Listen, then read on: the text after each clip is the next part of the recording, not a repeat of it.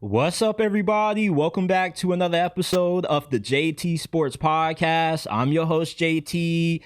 We're in the final stretch. It's the first week of December, the last month of the year. We have 5 games left to go in this season. For some teams, your season is already over. You're getting the mock draft simulators going. For others, you've already all but secured your spot in the postseason. And for a large chunk of the league, you're already in playoff mode. And Joe Burrow led the Bengals to a huge win on Thanksgiving over the Ravens. They're about to get their best player on defense back in Trey Hendrickson. I believe that the Bengals are about to get hot, run the table, win the AFC North, and do the impossible and somehow make it into the playoffs. I'll dive into my reasons why. While we're in the AFC North, the front runners to win this division at the moment, the Ravens and the Steelers, they're limping to the finish line. And there's a strong possibility that they don't even get to the finish line. And I think the inevitable is about to happen. Changes, necessary changes, are about to take place. The 2 longest tenure head coaches could end up getting the pink slip at the end of the year. We'll dive into why it's time for the Ravens and the Steelers to move on from John Harbaugh and Mike Tomlin. Shadur Sanders got thoughts on his second start. The Carolina Panthers are in control of their own destiny, but it all hinges on the shoulders of their former first overall pick, Bryce Young. Can he carry the Panthers to their first NFC South title in years? Can he get the Panthers into the playoffs? And I have to answer to the question that everybody has been asking all season about the Kansas City Chiefs. Why is this team struggling? Why are they on the verge of missing the playoffs? I have the answers. And after Thanksgiving, there are a few pretenders that got exposed. I'm going to reveal the 5 pretenders that won't make it into the playoffs despite starting the season out very strongly. If you live, eat, breathe, and die football, hey, congratulations. You have arrived at the right place. We're talking NFL, college football, 24/7, 365 days throughout the year. If you are a football junkie, smash that like button, subscribe to the channel, turn on post notifications so you can get your daily football fix. And check us out wherever you get your podcast from, Apple, Spotify. Links are down in the description and pinned comment down below. And let's dive into it.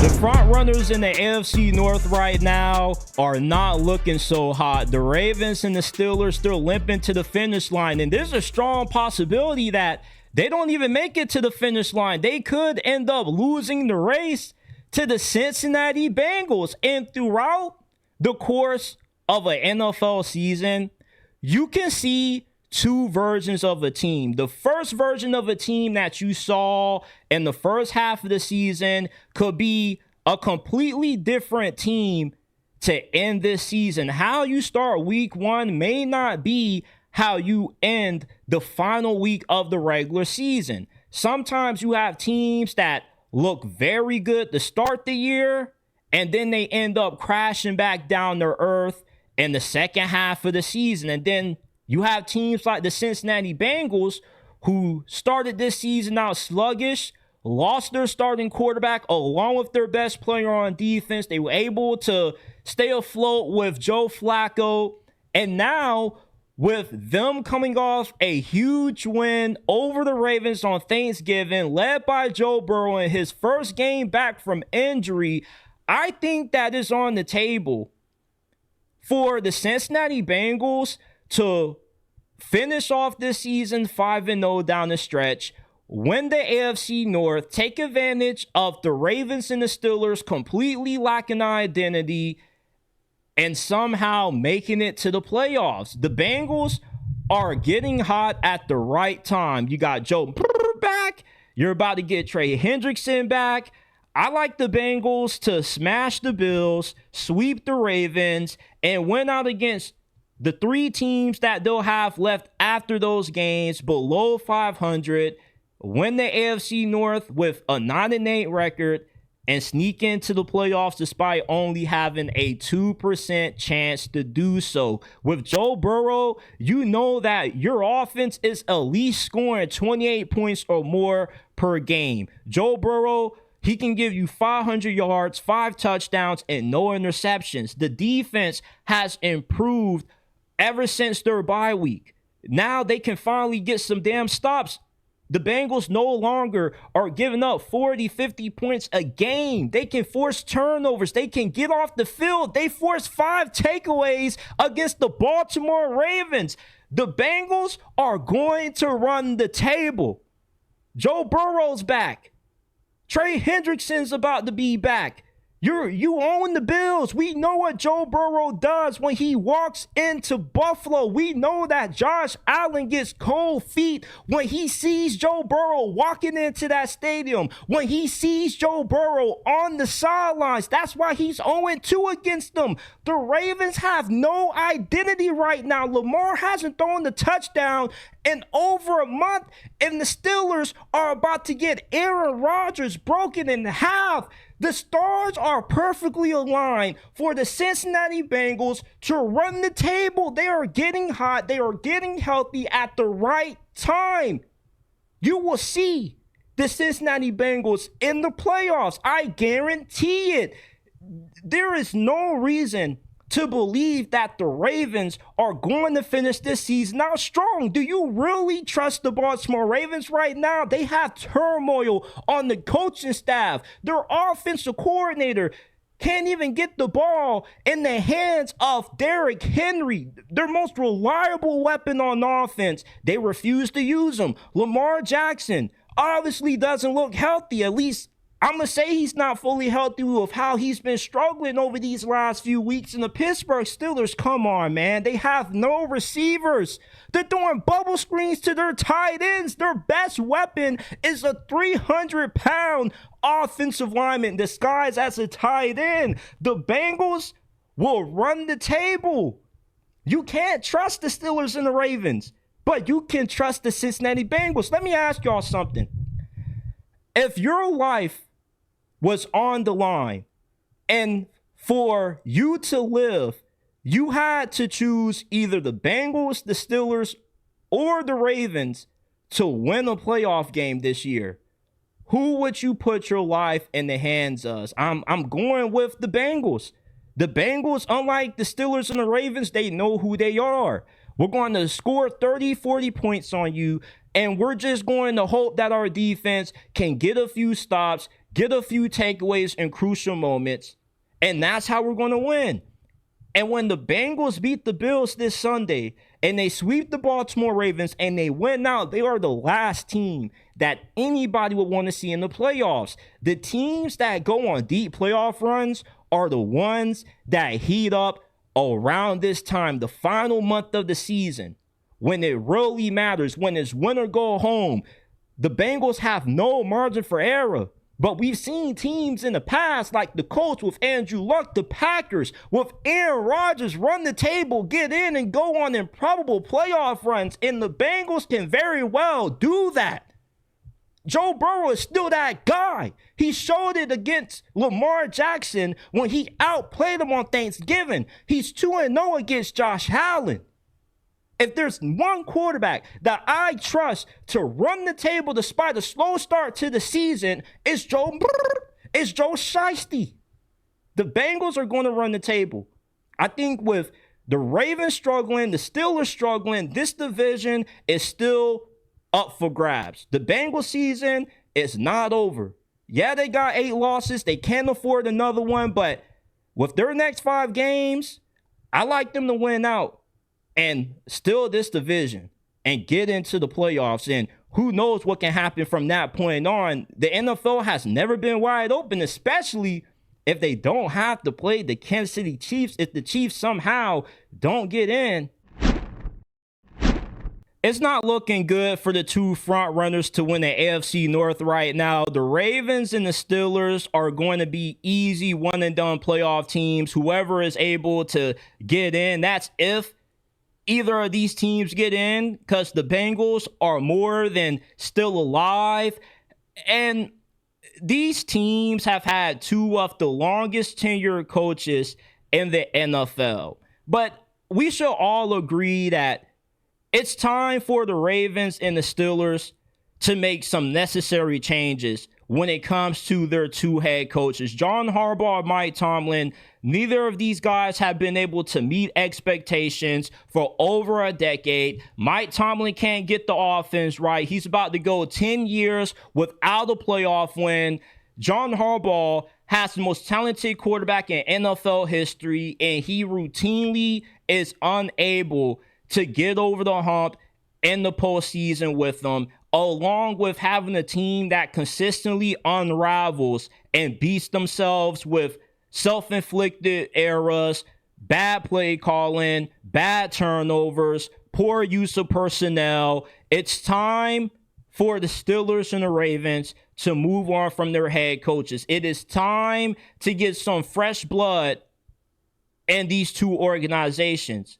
Both John Harbaugh and Mike Tomlin are going to be Hall of Famers.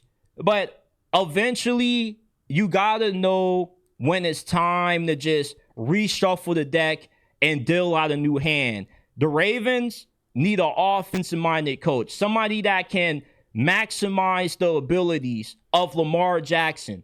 The Steelers just need to get a new head coach in there that, rather he's good or bad, can revitalize this franchise, that can rebuild this franchise to be a more modern organization, because the Steelers are still stuck in the 90s and the early 2000s when they think that you can win with whoever at quarterback, great defense, and no receivers. 9-8 isn't good enough for the Steelers anymore. The Steelers aren't the Jags or the Bears when winning is rare. What defines what's a successful season for the Steelers is all determined by what they do in the postseason. And the Steelers haven't done anything in the playoffs under Mike Tomlin for a decade. He's been the head coach of this franchise for 2 decades plus, and 40% of the duration that he's been with Pittsburgh, he hasn't done anything in the playoffs.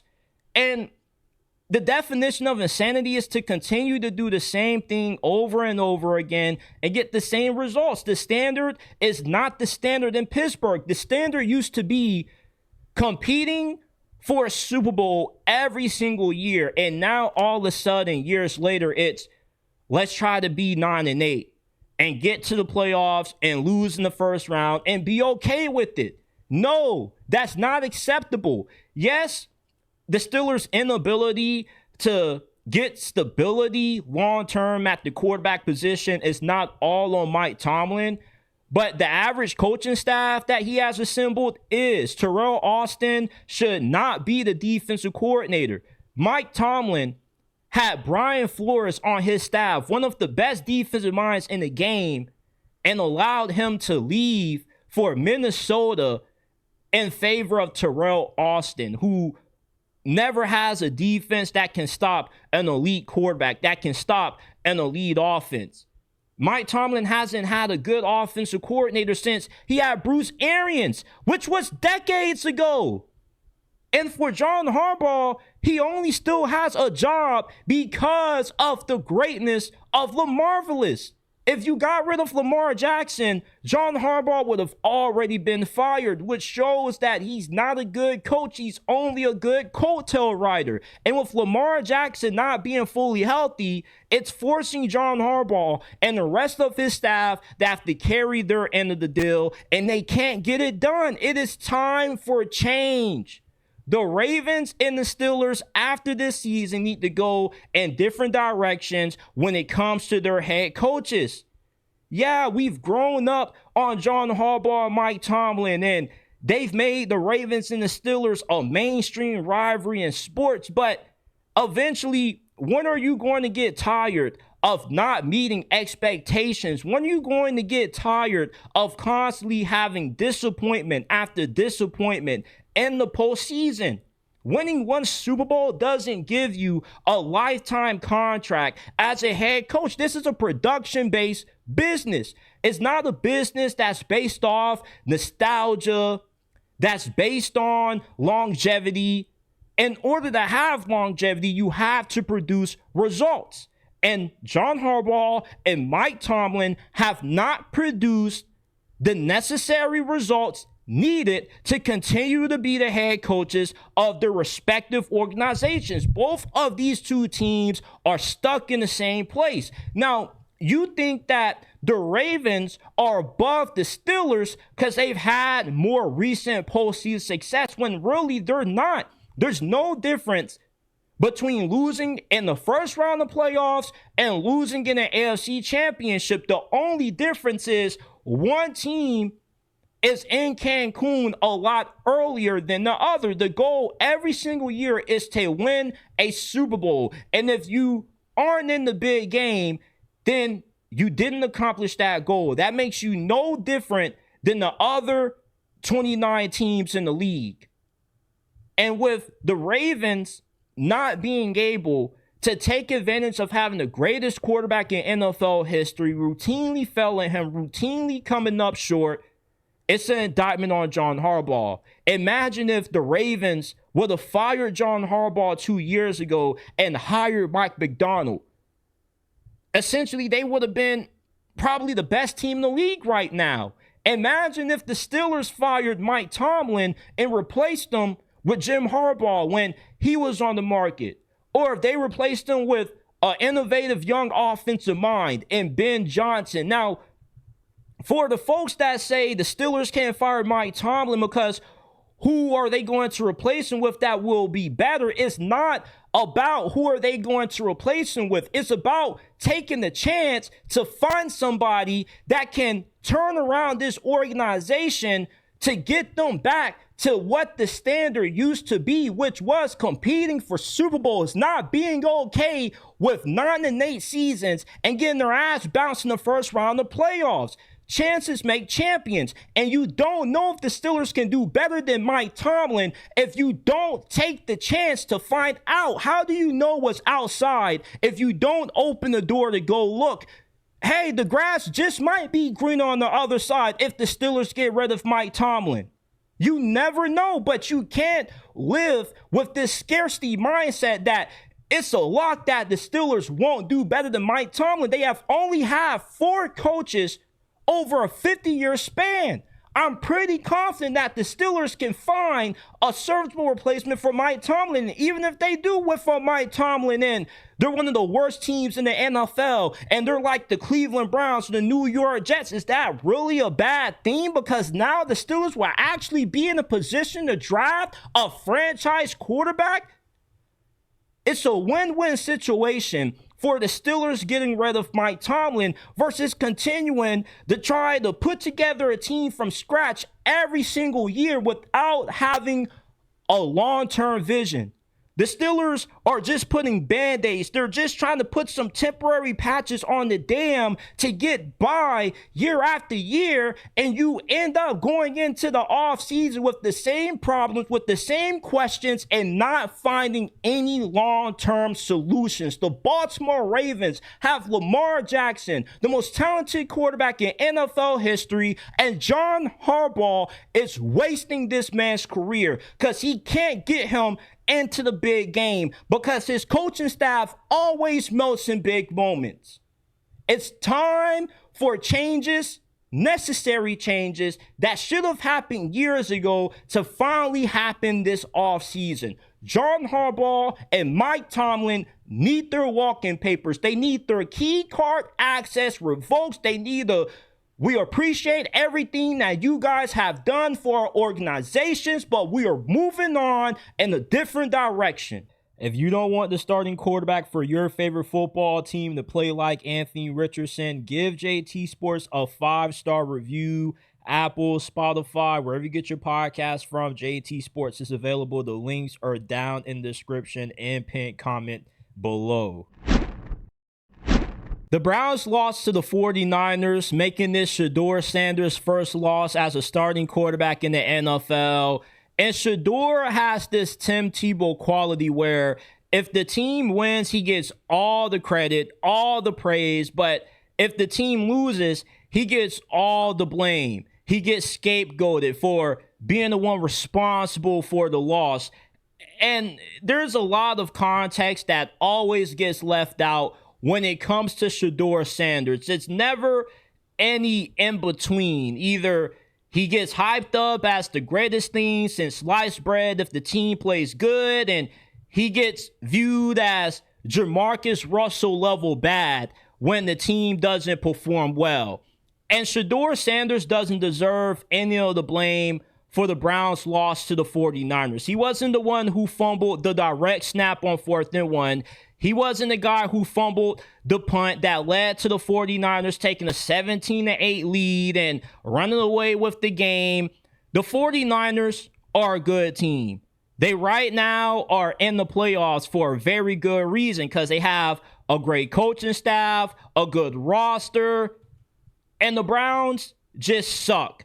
They got a head coach that needs to get fired. They have one of the worst offensive lines in the league. Their number one receiver is Jerry Jeudy, who peaked in college. Ever since he's been in the NFL, you haven't seen him doing any of the dead legs that made him famous at Alabama. And he's not even the best receiver on the Browns roster. That would be Isaiah Bond. And it's crazy the audacity that Jerry Jeudy had to come at Shadur Sanders one-sided on the sidelines for getting clamped up. Shadur, what's he supposed to do? Throw it to you when you're not open, when you're getting locked up?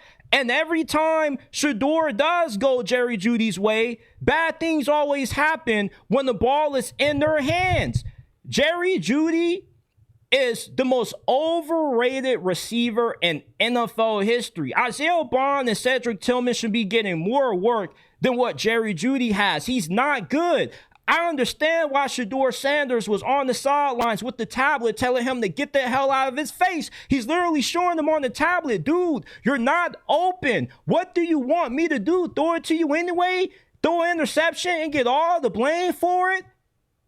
The Browns suck. Shadur is not in the best situation to have a lot of immediate success. Until the Browns fire Kevin Stefanski, fire Andrew Berry, and actually build a good team around him, he's not going to win a lot of games against good teams. Against bad teams like the Raiders, of course Shedeur is going to look good because he's going up against a team that's comparable with the team that he's on. But when you go up against good teams, this is the outcome that you get. It doesn't matter how well Shedeur plays if the Browns are just failing him in areas that he can't control. Shedeur doesn't return punts. Shedeur wasn't the one who made the decision to do a direct snap to Harold Fannin. He doesn't call the plays. He doesn't run the special teams. If he could, he probably would, but that's not in his job description. It's funny how the quarterback position is, right? It's the only position where you have one guy that's so valuable to the team, but yet his success is dependent upon what's around him. The coaching staff being good, the offensive line being able to give him time to drop back and find open receivers, having receivers that can actually catch the football. But yet, depending on how good the quarterback is, he can elevate certain pieces around him, but he can't elevate a completely shit situation. Shedeur is on a franchise that has been one of the worst ran in the history of sports. You're asking him to turn shit into gold by holding him to this expectation that he has to carry a team to a win against a playoff football team in the 49ers. That's just unrealistic. Let's stop acting like Shedeur was going to be like this all-star on the Cleveland freaking Browns. And until the Browns have some change in leadership, Shedeur isn't really going to win too many games. Even if he does play well, the Browns are going to find a way to lose it. But to put all of the Browns' shortcomings on Shadur Sanders is extremely irresponsible, and it makes you ignorant.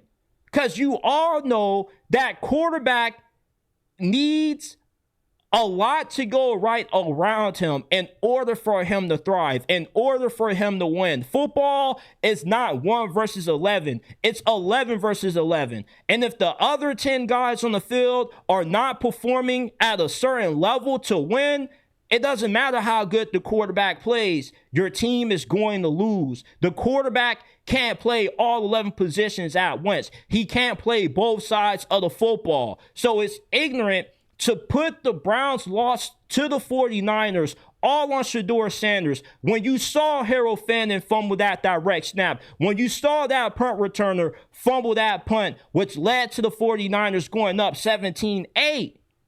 But since Shadur Sanders has this Tim Tebow quality about him, it's so easy to pile on him because you have some weird vendetta against him. The dude doesn't know you from a can of paint, but you just love to hate on him for your own personal reasons. I'm not going to call you racist. Maybe you don't like Shadur Sanders just because you don't like him being confident. You don't like the way that he carries himself. But let's just be honest. If you watch that Browns game from the opening kickoff to the final whistle, and you decided that you wanted to torture yourself watching the Browns for 3 hours against one of the better teams in the league, you would saw that Shadur Sanders actually played a pretty solid game. It's just the rest of the team outside of Myles Garrett and the defense was boo-boo. What more do you want Shadur Sanders to do? The brother's job is to go back there and throw the football, not to return punts, not to call the plays. So I'm not getting how it's Shadur Sanders' fault why the Browns lost to the 49ers. It seems like we have forgotten that football is a team sport and you need everybody to do their job in order to win. It's the only sport where one individual performance cannot win you a game. And basketball is 5-on-5. One player can score all the points. In boxing, yeah, you got a coach, but mainly it's the guy in the ring doing all the work. But in football, if one person plays good, but the rest of the team doesn't carry their weight, you will lose. But when it comes to Shadur Sanders, everybody wants to leave out the context. Nobody wants to be fair when it comes to judging Shadur.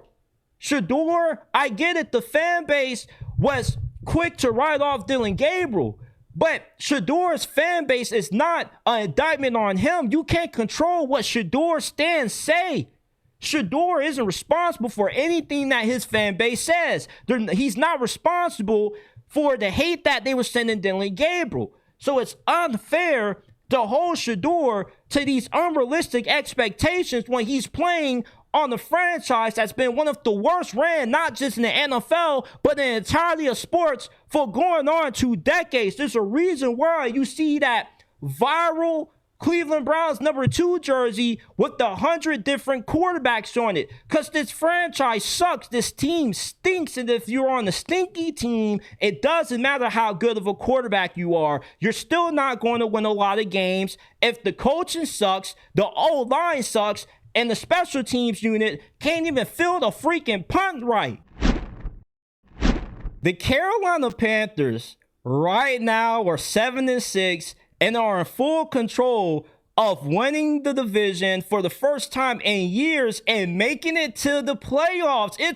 It's crazy how far we've come with the Panthers this year. At the start of the season, you had Carolina Panthers podcast quitting, saying that we're no longer going to continue to cover and talk about this team because they've been so bad. They've made us so miserable for so long. And all of a sudden, we're in the final month of this season, 5 games left to go. And all you need is for your former #1 overall pick, Bryce Young, to play consistently enough that he's able to give you a shot at dethroning the Buccaneers. He's able to give you a shot at winning out and possibly getting to a place that you haven't been in a very long time. Bryce Young is a roller coaster ride. You never know what you're going to get out of him on a week-to-week basis. 1 week, he's balling out against the Atlanta Falcons. The next week, he's getting outplayed by Tyler Shuck.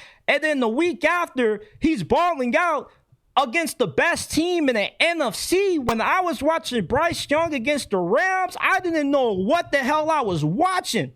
It looked like Bryce Young got possessed with the spirit of Tom Brady with how he was balling out against the Rams. This dude was looking like the guy everybody thought he would be when he was coming out of Alabama. Bryce Young has shown that when he's playing good football, he has the ability to be above average starter, top 12, top 13 quarterback or better. But when he's struggling and he's at his worst, he looks like a guy that wouldn't even be good enough to be a backup quarterback in the league. And that's why it's very hard to trust the Carolina Panthers to win out, win this division, and make it to the playoffs. Because Bryce Young, in spite of how well he has played at times, he still isn't trustworthy because he's too volatile. You don't know what you're going to get out of him. Now, the last 5 games, the Panthers played the Saints, the Bucs twice, and the Seahawks. They don't have to beat Seattle, but you do have to win your last 3 games in this division in order to make it to the playoffs. And Bryce Young's play is going to determine if the Carolina Panthers win this division and get to the postseason. And this month, this last 5-game stretch is going to show us if Bryce Young really is the guy for the Carolina Panthers. Is this really a guy that the Carolina Panthers can continue to build around and can continue to have success with? Should they pick up his 5th-year option, or should they look for other options in the offseason, whether that be in the draft or in free agency? This is it. This is the defining moment for Bryce Young's career. Yes, he has improved. Yes, he looks way better this season than what he has his first 2 years in the league. But this is the moment for why you drafted Bryce Young overall, why you traded the farm in order to get him. This is the stretch when you need Bryce Young to look like the franchise quarterback that you envisioned when you drafted him a few years ago. Your franchise quarterback should be able to play consistently enough in the final 5 games to get you into the playoffs. The Buccaneers right now, they're a walk-in hospital room. They got guys dropping like flies every single game. This is the prime opportunity for the Carolina Panthers. If they get some consistency out of Bryce Young, he continues to play the way for the rest of this year, like he did against the LA Rams, to get them to the postseason. They have a good team around them, a good offensive line. They got the Rico Bus at running back. You got good receivers. Ted McMillan has been the most productive rookie wide receiver in the league this year. There are no more excuses for Bryce Young. If the brother's going to blow my parlay and blow the Rams minus 10.5, this brother needs to continue to play that way for the rest of the season. And that's what's so frustrating about Bryce Young. A few months ago, I called him the worst quarterback in NFL history. The rest of the fan base pretty much gave up on this dude. And all of a sudden, he has these moments when he looks like a very good quarterback, when he looks like the guy that you knew he would be when you drafted him first overall. When the game is on the line, Bryce Young shows up. When Bryce Young was at Alabama, he only lost when he didn't have the ball in his hands last with an opportunity to win it. And you've seen the moments of brilliance, which frustrates you as a Panthers fan because you're conflicted. One day, you want to get rid of the dude. The next day, you're like, yeah, like Bryce Young has proven the haters wrong. I've seen so many takes on Instagram and TikTok of folks saying, yeah, Bryce Young has shut up the haters, and he puts up a stinker. And then next week, you have folks saying Bryce Young sucks, the Panthers need to move on, and all of a sudden, the dude's out there looking like Tom Brady in his prime, but in midget form. Bryce Young, these last 5 games, is about to show the Carolina Panthers if he truly is the guy who can lead this franchise for the next decade plus, that he truly is the franchise quarterback. Because if the Panthers miss the playoffs, it's going to be because Bryce Young wasn't good enough. But if they get in, it's going to be because he truly is the guy. This is when your franchise quarterback shows you they are a franchise quarterback. Follow us on all social media platforms. You can find us on Instagram at JT_, on X at JT__. TikTok, you can find us at JT__ as well. So you can stay up to date with everything that's going on with the JT Sports Podcast, along with updates and bonus content as well. Go ahead, follow us on Instagram and X. Links are down in the description and pinned comment section below.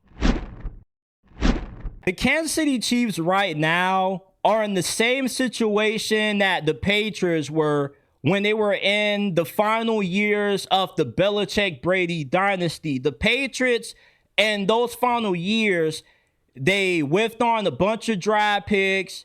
They weren't really the most talented teams. They solely had Tom Brady, Bill Belichick, a good coaching staff, and a scheme that was able to elevate anybody that they plugged into it. But the issue that they ended up bumping into was they were going up against teams that were better, more talented, and just as good, if not more well coached than what they were, to the point when them having an average, above average roster wasn't good enough anymore. And this is the same situation that the Chiefs currently find themselves in. The reason why the Chiefs are struggling this year is because they lack high-end talent. They are third in the AFC West when it comes to talent. The Chargers and the Broncos all have more talented rosters than when the Chiefs have.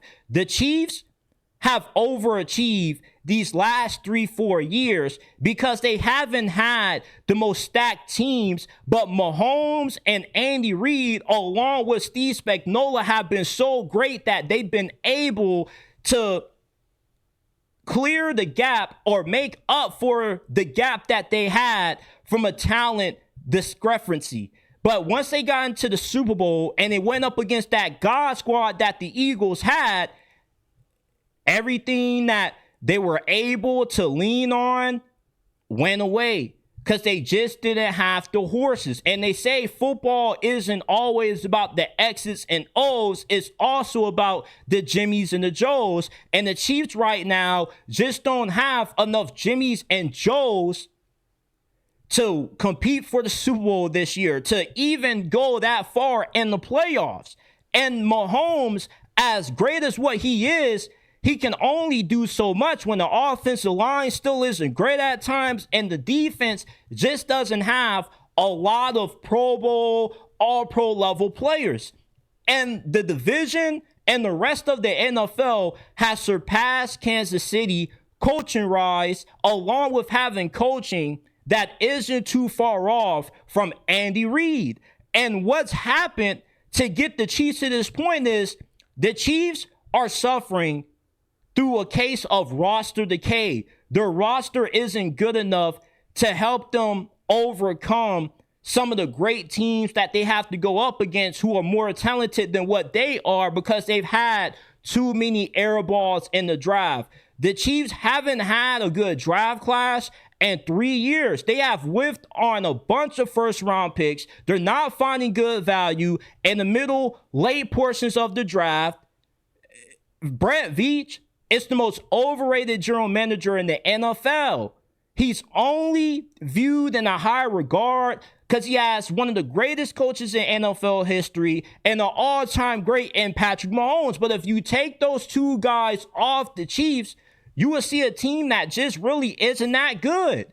Compare the Chiefs roster to the Broncos. It's night and day. Compare the Chiefs to the Lions, the Buccaneers, the LA Rams. It's not comparable. And you can only survive in this league so far with good coaching and good quarterback play with the average roster behind them until eventually the rest of the league catches up to you. And the rest of the NFL has caught up to Kansas City because they haven't drafted well. They don't take big swings in free agency. And the majority of their best players are old. They have no pass rush.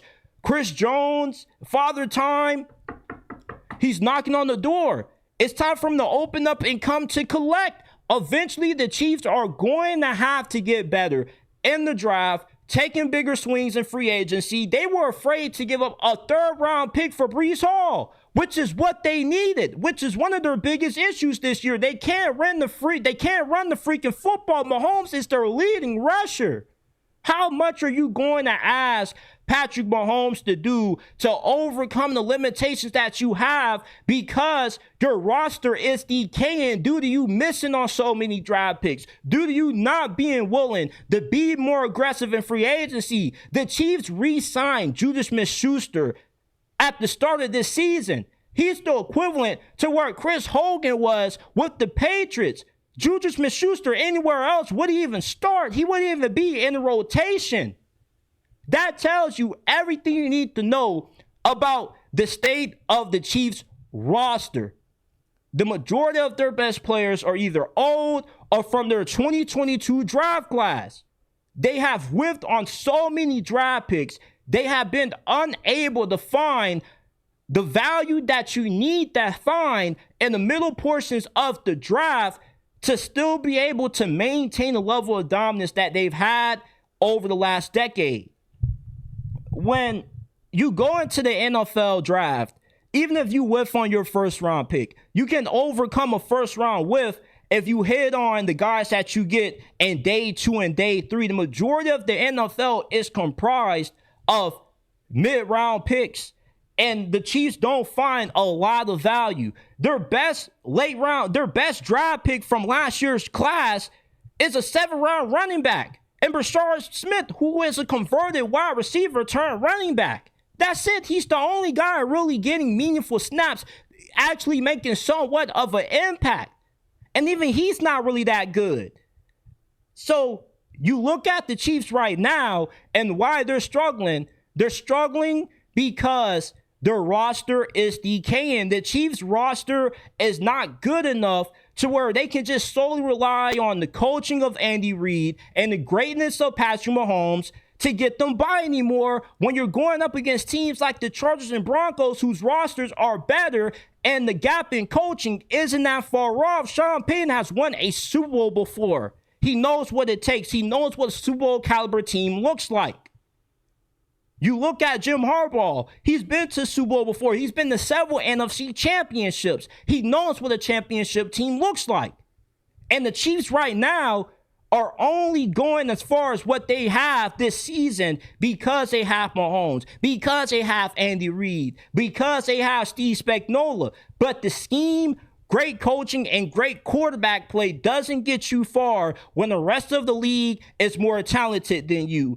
It's not about the X's and O's. It's about the Jimmys and the Joes, and the Chiefs don't have enough of them. After Thanksgiving is when the contenders start to separate themselves from the pretenders, and there are 5 pretenders who got exposed after Thanksgiving that started the season off really strong, that are now limping into the finish line, who are in jeopardy of missing the playoffs altogether. The Indianapolis Colts at one point looked like the best team in the AFC. They looked like a lock to get into the playoffs. Now they're losers of 2 straight, and they got to close out this season playing the Jaguars twice, the Seahawks, the 49ers, and the Texans. The Colts, they're going to miss out on the playoffs. They're going to finish 9-8. You got Daniel Jones, who's basically playing on one ankle. You've been unable to get Jonathan Taylor going. The Jonathan Taylor MVP train, it was nice where it lasted. The train has officially left the station with no more passengers on it. The jury's out. If you force the Colts to have to beat you with Daniel Jones, he isn't able to carry you to a win. And they traded 2 first-round picks for Sauce Gardner, and he's been nowhere to be found. Plus, he's injured also.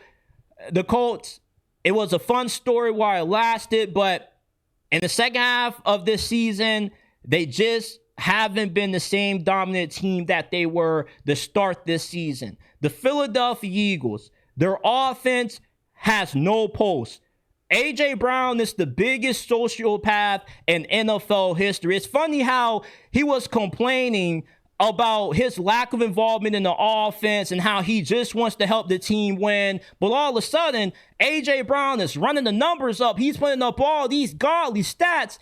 And he doesn't have an issue with the team losing anymore because he's smiling because he's getting his. You don't see him complaining about the team losing and the shortcomings that they're having on offense because he's getting his numbers. Funny how that works. It's funny how when A.J. Brown was frustrated and the Eagles were winning, he wasn't happy. He wanted to be more involved in the team's success. But now you get A.J. Brown more involved, and he has nothing else to say. He has a smile on his face in the press conferences. He's not disgruntled. He's not making any weird media posts, but the team's losing. But he doesn't care about the team losing because as long as he gets his, he's satisfied, though. The Eagles are done. Saquon Barkley, he's under 4 yards per carry.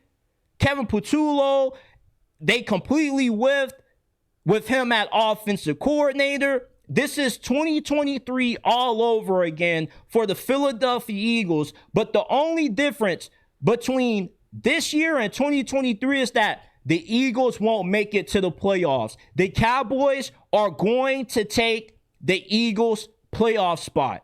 The Eagles just have too many inconsistencies with their play calling on offense, with the performance of Jalen Hurts to get into the playoffs. The Eagles and the Cowboys are going in two opposite directions. The Cowboys are ascending while the Eagles are descending. Jalen Hurts is a solid quarterback, but he is a quarterback that is heavily dependent upon who his play caller is. If Jalen Hurts was the elite quarterback that Eagles fans swore he was after he won Super Bowl MVP a few months ago, he would be able to elevate Kevin Patullo.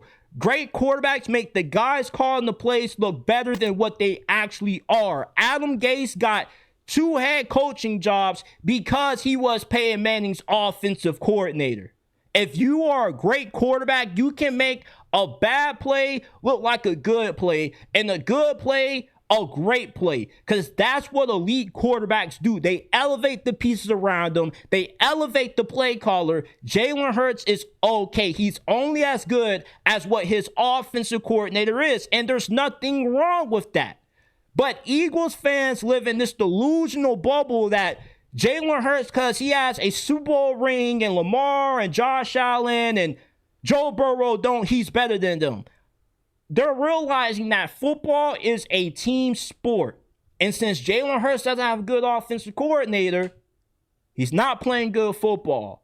The defense is good, but the offense is struggling to even get the 17 points. The Detroit Lions, losing Ben Johnson and losing Aaron Glenn has come back to curse them in a huge way. The defense has a bunch of injuries in the secondary. The pass rush has nobody but Aiden Hutchinson. And offensively, Dan Campbell taking over the play calling hasn't made things any better. Jahmyr Gibbs is carrying the Detroit Lions offense. If you take away Jahmyr Gibbs, the Lions offense is a shell of what they were the past few years when they had Ben Johnson calling the plays. It's no wonder that the Bears right now are all of a sudden in contention for the 1 seed, in control of the NFC North, while the Lions are on the outside looking in of the playoff hunt. And the Detroit Lions, their schedule doesn't get any more easier. And right now, it just doesn't look like they're on the verge of being a playoff team, and they won't be in the Super Bowl mix this year. And they started the season off very good. I thought there was nothing wrong with the play calling, but ever since Dan Campbell felt the need to take over the offensive play calling, things have gotten even a lot worse, even if your offensive coordinator wasn't that good.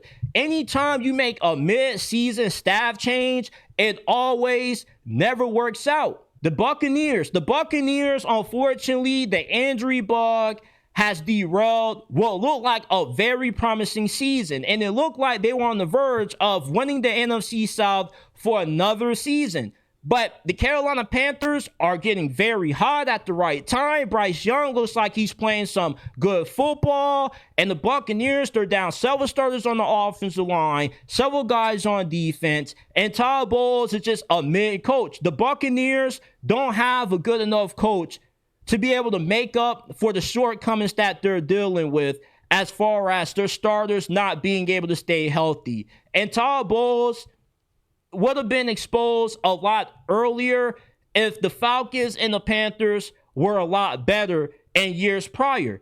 But since the Falcons aren't good, the Saints are a bottom feeder, but the Panthers are actually ascending at the right time, you're now starting to see the incompetence of Todd Bowles' coaching on full display. He's a defensive-minded coach, but yet anytime the Buccaneers go up a lead offense, they get carved up. Couldn't stop a nosebleed against the Rams. Couldn't stop a nosebleed against the Buffalo Bills. And the Bucs made the rational decision to give Todd Bowles an extension before this season started, despite how the Buccaneers limped into the finish line last season, and they only won the division because Kirk Cousins gave it to them.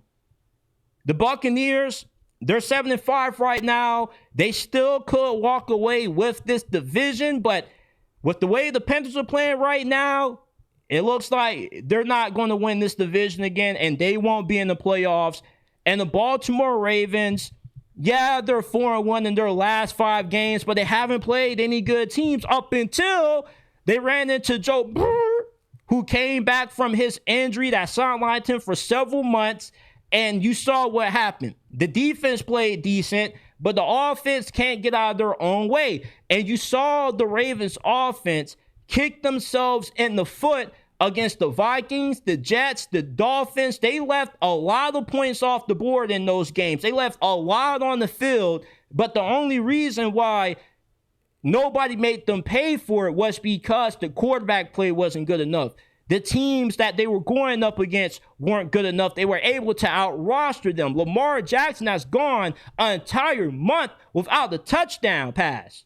And with how he played against the Bengals on Thanksgiving, it's right to say that he's not fully healthy. That's the only way that I can justify the way the young legend out of Pompano has been playing. And I love Lamar Jackson. You guys know that I will die for Lamar Jackson. I love this man to death, but we got to be honest, he's not playing good football. And it's as much as I love Lamar Jackson, you got to give him criticism when it's necessary. And Lamar is only going to take the Ravens as far as what he can take this team due to him having to carry the handpots of John Harbaugh. The only reason John Harbaugh still has a job is because of Lamar Jackson. But you have a coaching staff that right now is leaning on him so much, and he can't carry the team any more further. And now the coaching staff is all out of answers.